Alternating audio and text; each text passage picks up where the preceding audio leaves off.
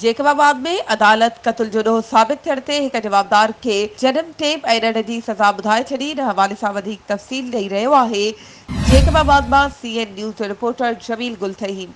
जी जमील, छा तफ़सील आहिनि? जी, जेकाबाद जी अदालत में जवाबदार ते क़त्ल जो ॾोह सबूत थियो आहे। हिकु जवाबदार खे उमिरि क़ैद जी सज़ा ॿुधाई वई आहे। जेकाबाद जी first additional model criminal trial जज ख़ादिम हुसैन उन जी अदालत में जवाबदार ते क़त्ल जो ॾोह सबूत थियो आहे।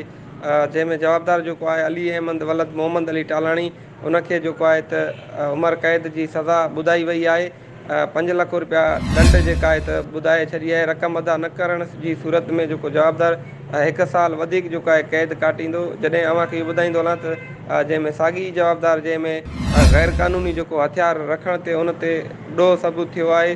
10 साल जेको आहे क़ैद ऐं 1 लख रुपयो ॾंड जी सज़ा ॿुधाई वई आहे। रक़म अदा न करण ते जेको मुजरिम आहे उहो जेको आहे 6 महीना वधीक जेको आहे क़ैद काटींदो। जॾहिं मां अव्हांखे ॿुधाईंदो हलां त जंहिंमें जवाबदार 9 अप्रैल 2014 ते एयरपोर्ट थाणे जी हद अफ़ज़ल खुसो खां जेको रोड हुयो उते जेको आहे त जंहिंमें अॻूणे सदर जेको आहे वकील उन अनवर जखराणी खे जेको आहे त उन कारा इल्ज़ाम हेठां जेको आहे त क़त्ल कयो हुयो। जी महिरबानी जमील, तफ़सीलनि खां आगाह करण जे लाइ।